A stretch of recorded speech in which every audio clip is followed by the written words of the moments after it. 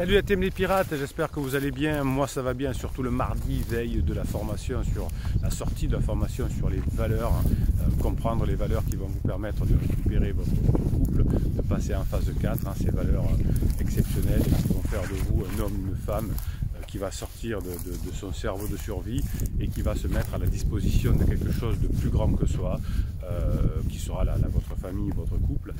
Vous savez que les personnes qui ont marqué l'histoire, les leaders, les prophètes, on pourrait parler de Luther King, on pourrait parler de Mandela, on pourrait parler du Dalai Lama, on pourrait parler des prophètes, évidemment le Christ, etc., mais aussi des politiques comme Obama, comme De Gaulle, comme Mitterrand, comme ça on se fâche avec personne, il y en a pour la droite et pour la gauche.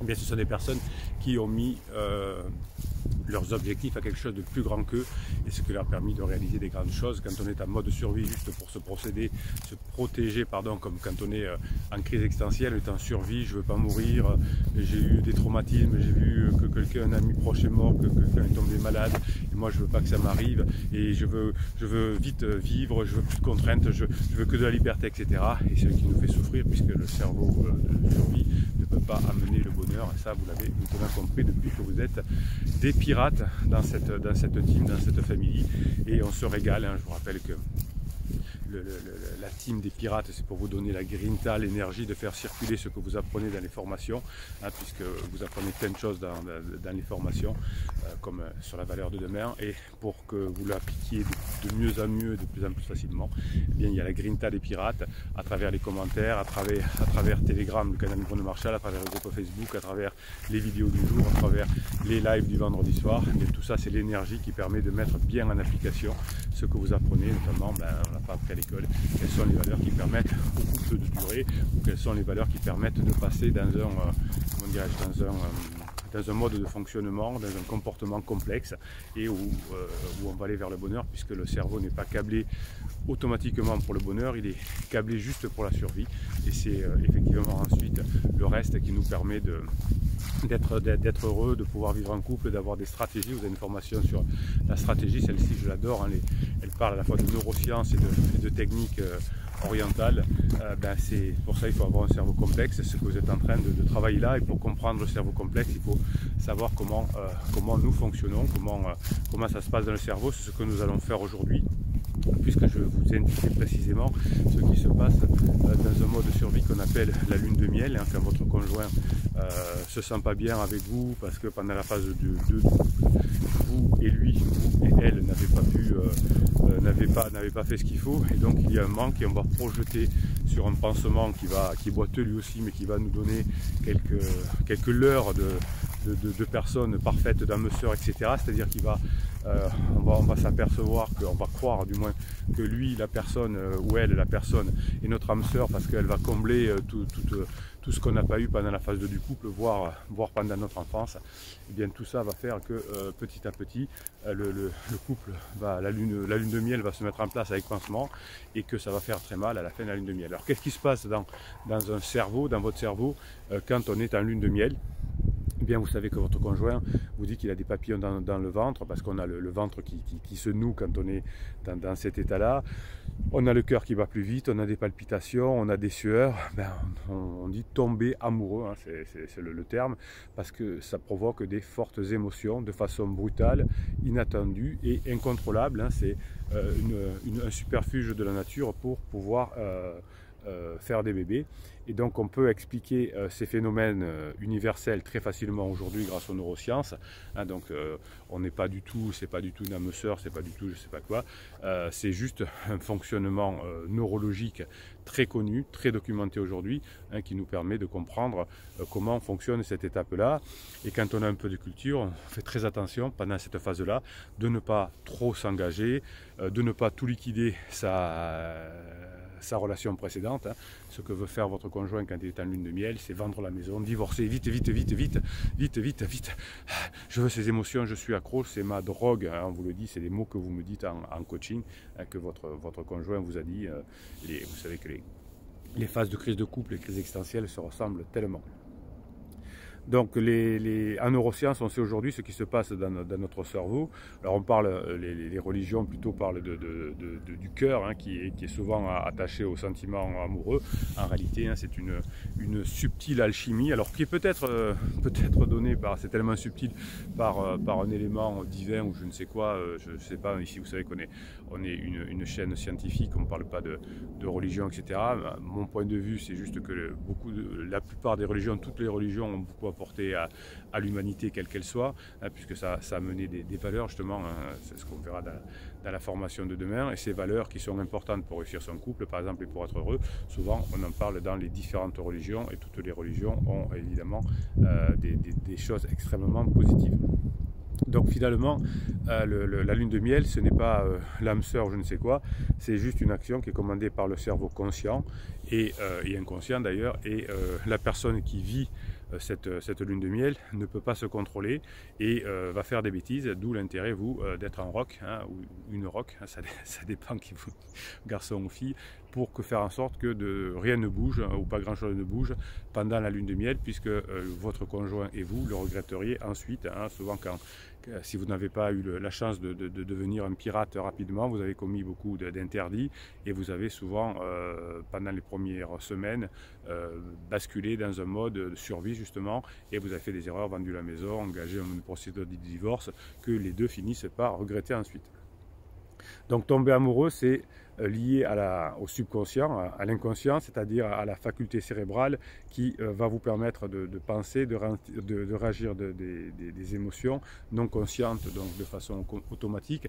Donc votre conjoint n'est pas conscient qu'il est en crise, votre conjoint n'est pas conscient qu'il est en lune de miel, hein. Il faut avoir une culture comme vous les pirates, il faut avoir étudié, il faut avoir fait des formations pour comprendre tout ça, sinon on croit que c'est normal, on croit que ça arrive et que tout était écrit, etc. etc. Et c'est pour ça qu'on souffre ensuite quand on est dans la désillusion. Les personnes en crise, vous me dites souvent, sont très mal pendant la phase d'épuisement parce qu'ils ont été éblouis par le miroir aux alouettes, pardon, et ça fait très mal. Donc comment ça se passe dans le cerveau? Eh bien, la lune de miel va emprunter ce qu'on appelle la structure cérébrale primitive du cerveau, et notamment, je vous en parle parfois dans les formations, le rôle du noyau gris central.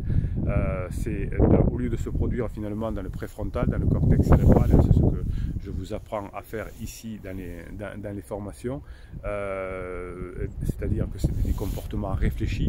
Eh bien, pendant la crise existentielle, pendant la lune de miel aussi, on va être guidé par une petite structure qui est à la base du cerveau qu'on appelle les noyaux gris centraux. Voilà. Donc vous, pour faire en sorte de passer cette zone, vous allez éviter d'être dans le cerveau mode survie, hein, dans ces noyaux gris centraux.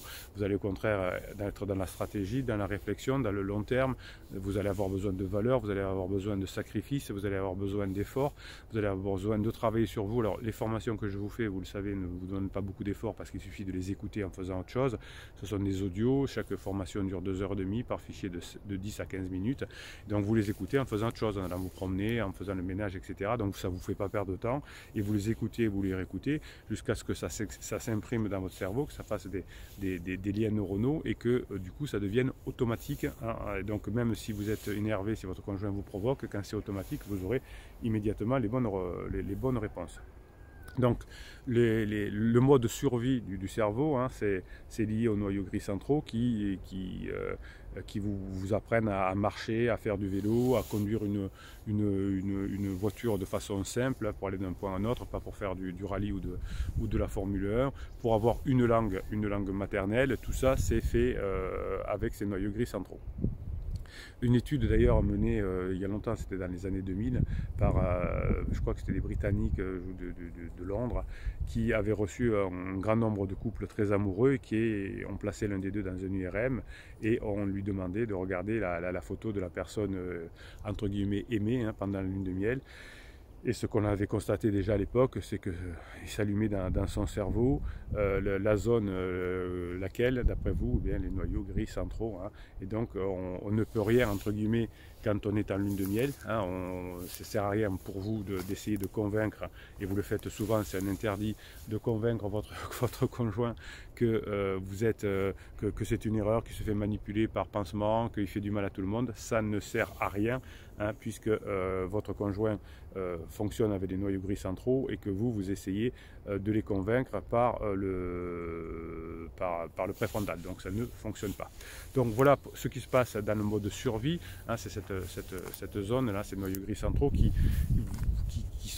perturbent tout le fonctionnement. Alors qu'est-ce qu'il vous faut faire, vous, évidemment, pendant que la lune de miel, eh bien vous travaillez sur vous, hein, vous apprenez les règles de fonctionnement du couple, vous devenez la meilleure version de vous-même, vous montrez que vous avez changé, et petit à petit vous repassez des bons moments ensemble avec votre conjoint. Vous arrêtez de parler du couple, vous arrêtez de vous prendre la tête, vous n'y arriverez pas. Je sais que c'est dur, je sais que vous allez devoir avoir le préfrontal bien branché pour travailler sur l'étape d'après, sur le monde d'après, après la crise. Et souvent, comme vous êtes mal et en souffrance, vous êtes traumatisé. Vous avez une formation qui s'appelle oublier le traumatisme. Quand votre conjoint vous dit je t'aime plus, c'est fini, j'ai rencontré quelqu'un d'autre, etc., je ne reviendrai pas, ça fait un traumatisme. C'est pas ce qui se passe, puisque c'est que du déclaratif, évidemment, hein, mais ça fait très mal. Et donc vous êtes bloqué, vous aussi, dans un fonctionnement traumatique, et vous avez du mal à utiliser votre préfrontal, hein, votre cortex le plus puissant.